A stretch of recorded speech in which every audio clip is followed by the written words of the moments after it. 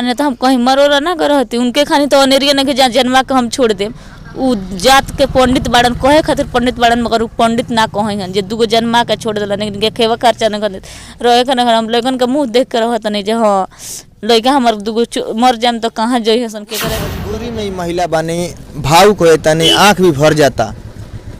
जीवन साथी ही अगर बीच सड़क पे बीच रास्ता में छोड़ के छूट जात है उ पंडित वालो वो बड़ा कह जे हाँ कोनो दिक्कत नहीं है पंडित में चाहे छोट जात में सब बराबर बात दूगो बच्चा हो गए तो दूसर शादी कर ले हन अब जात पात के भेदभाव लगा के भगा दी हम दूगो लड़कन के लेकर हम ये काम हमारा लड़कन के पढ़ाई लिखाई के चाहिए इनके रहे के हक हिस्सा चाहिए न जगह जमीन चाहिए। चायपुर से सामने आइल बा जौन एक महिला प्रताड़ित होता नहीं 5 साल से अभी तक कोनो प्रकार के न्याय नहीं मिलल ना ही थाना प्रभारी के द्वारा अभी तक कोनो प्रकार के कार्रवाई कल गई बा। तो का मामला बा कितना दिन से वो परेशानी होता?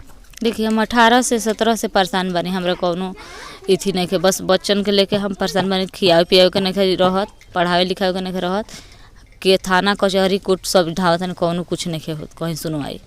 तो एकरा पहले एसडीपीओ नरेश पासवान एकरा पहले एएसपी विनय तिवारी भी रहनी है वहाँ के द्वारा माने कुछ कार्रवाई कल गई कि ना? कुछ ना बोल उहू लो आए रहनी लो जाँच करके लेकर चल गए लो उहू लो जाइल बन लो जाँच करके खाली चल गए मान लो कुछ नहीं कहीं सुनवाई पर।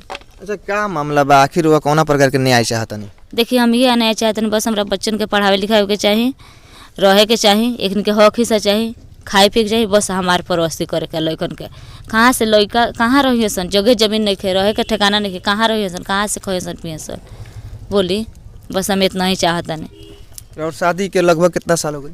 हमार शादी 11 में के भइल बा। 11 में? हाँ। अच्छा तो मैंने कैसे का भइल शादी के बाद रोल कैसे बिछड़ापन हो गई?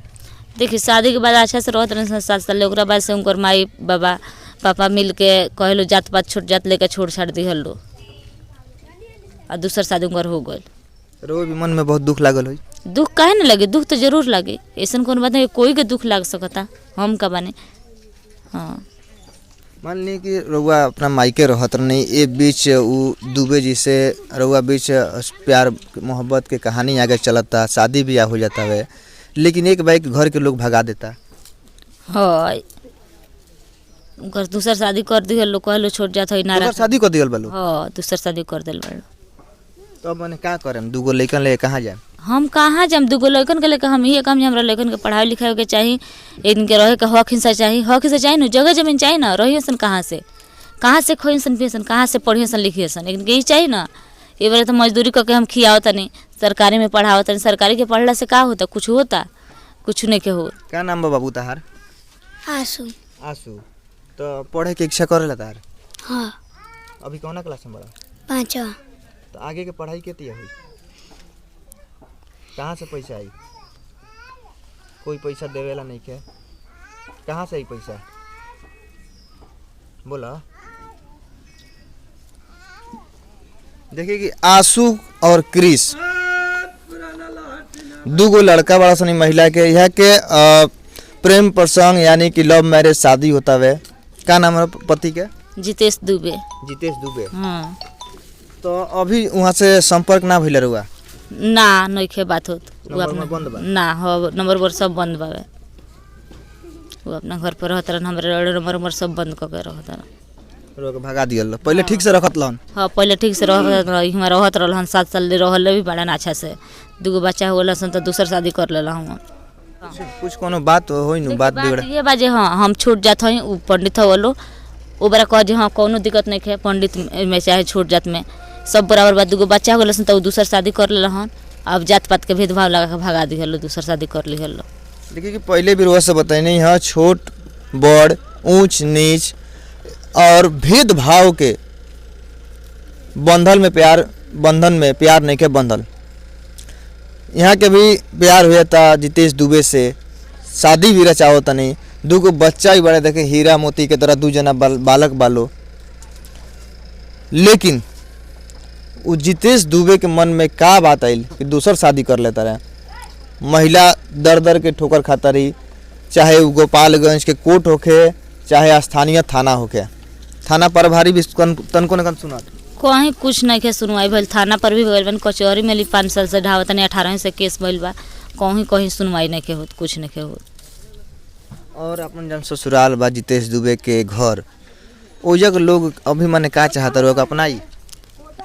ओजा के लोग अपनावत न भी नहीं खे, न लइकन के हक हिस्सा देता। फिर लइका जो है सन कहाँ रहे सन, बस लड़की ना हो सन शादी करके विदा कर दे। लइका हो सन रहे के चाही ना, पढ़ाई लिखे के चाहे ना, उ सब कुछ हमरा नहीं मिलत। हम ये चाहता नहीं सरकार से जे हाँ हमरा लइकन के पढ़ाई लिखाई के चाही, हमरा लइकन के रहे के चाही, हक हिस्सा चाही, आ हमारा के बात हमरा के देखभाल करे के चाही। हम कहाँ से कब तक ले हम मजदूरी करम, कब तक ले लइकन के खिया मजदूरी करके? देखिए बहुत मजबूरी में ही महिला बानी, भावुक हो जाता नहीं, आँख भी भर जाता। जीवन साथी ही अगर बीच सड़क पे बीच रास्ता में छोड़ के चल जाओ तो कहाँ कोना लायक बड़ा सन दूगो लड़का। देखिए दूगो लड़का बड़ा सन, यहाँ कहा नाम बा लड़की रही तो कहीं से भी बियाह कर देती, विदा कर देती, लेकिन दूगो लड़कन के रहे के पढ़ाई के खर्च आखिर कहाँ से आई?